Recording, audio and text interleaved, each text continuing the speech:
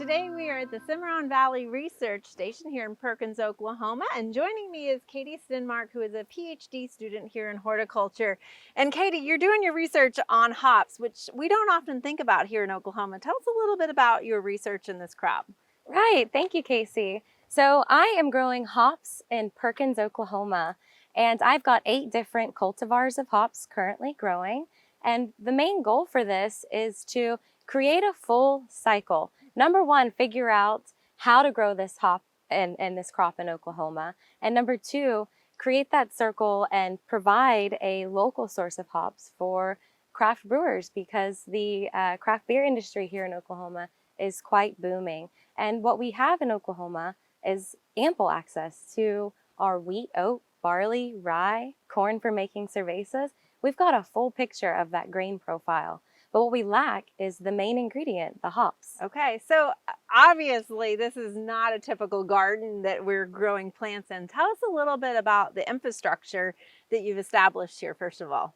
Right. So you'll notice that hops grow vertically. They grow on a trellis system. The trellis that we have here is 16 feet high above the ground, and it is a T-style trellis, which allows me to hang 2 ropes of core per plant and allows for more bines to grow onto the core. This trellis structure is necessary for growing hops, and typically something like this is what you'll see for commercial production. And they get pretty tall, obviously. They do get pretty tall. In the height of their growing season, hops can actually reach 20 feet high. Wow. And that's because they eventually start to grow about a foot a day. Oh, wow. So they're definitely going to be taking off when the summer heat comes on, I assume? Is that? Yes, yes. Okay. So these guys, they popped out of the ground about mid-March. All right. We had some early ones come out of the ground around that time, and we've got some later ones popping up earlier June. So they are a perennial. So this is, how many years have they been growing here now? This will be the 2nd year of production. Okay. Last year was our establishing year, and going on to the 2nd year, we've got most of our plants still doing well. All right, so you've got several different cultivars, and I know you've only gone 1 year into this. Any thoughts on what you're seeing so far with the cultivars? Right. So we do have some cultivars that are doing better than others. Okay. And I would say that they're doing better than the others because they are more tolerant to our weather conditions here. They are more resistant to the insects, and they were producing larger, denser cones. Okay.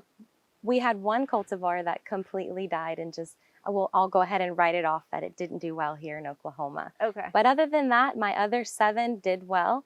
Worked to replace that one cultivar with one that is going to hopefully do better this year. So generally, where do hops grow that we're kind of pushing them into Oklahoma now? Most of production in the United States is occurring in the Pacific Northwest. That's Washington, Idaho, and Oregon. Okay. But a lot of times, they're growing this crop there because it's established and it's easy to do so. This plant is a photoperiod sensitive plant though, and being in a southern state, our days are a little bit shorter.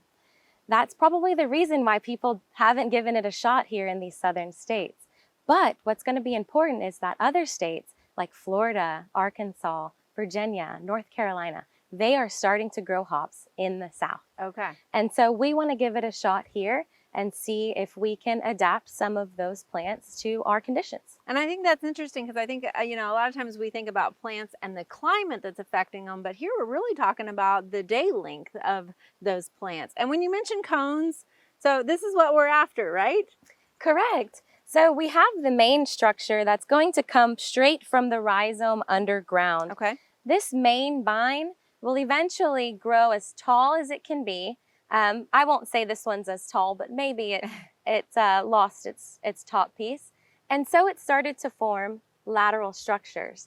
It's on the lateral structures that we will see the flowering production of hop cones. Hop cones are the important part of the plant that we will eventually harvest and use for beer production. Okay. And so because this one kind of lost its top, it's already pushing out those laterals. Correct.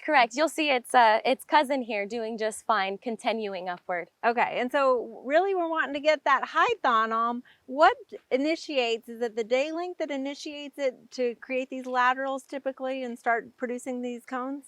Yes, so the photoperiod sensitivity is that they require short days for flowering. Okay. So less than 15 hours, which occurs after the summer solstice on June 21st. Okay, all right. And so until around that date, they are going to grow as much as they possibly can in a juvenile state, vegetatively upwards. Okay. The lateral structures will start to grow outward, and it's on these structures that we're looking for cone production. All right, so the more vertical height, then the more potential for laterals, Correct. meaning the more cones that we can get. Absolutely. When will harvest happen? And I mean, obviously we want to come back and check in on that. Tell us a little bit, give us a little bit of a teaser on that. Right. Well, we might take this one right now, but no, I'm just kidding.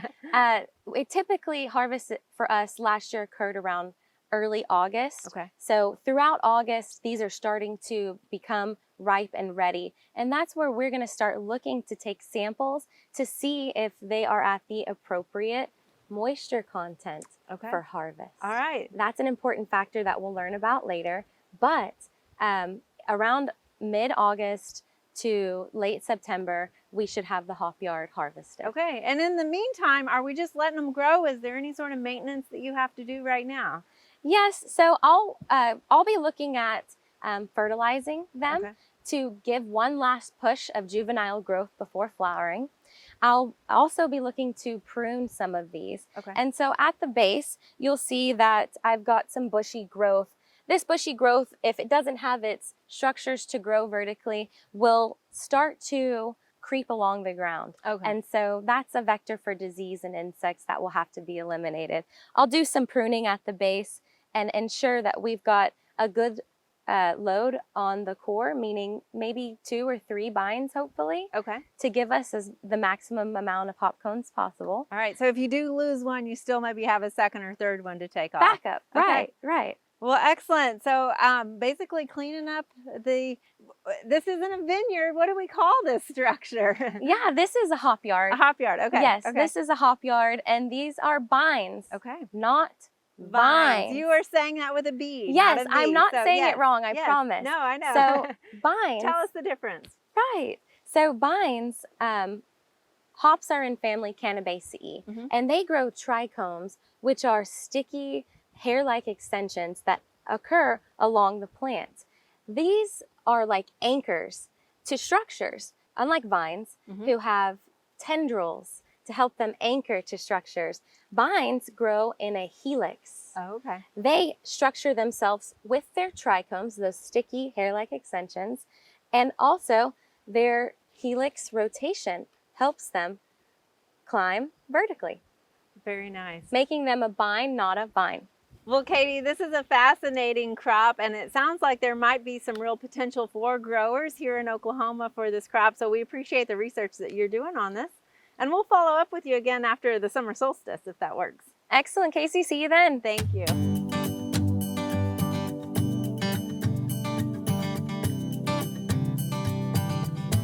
We hope you enjoyed this video as part of our Oklahoma Gardening YouTube channel. You can also find even more videos on the OK Gardening Classics YouTube channel. And join us on social media for great gardening tips, photos, and discussion.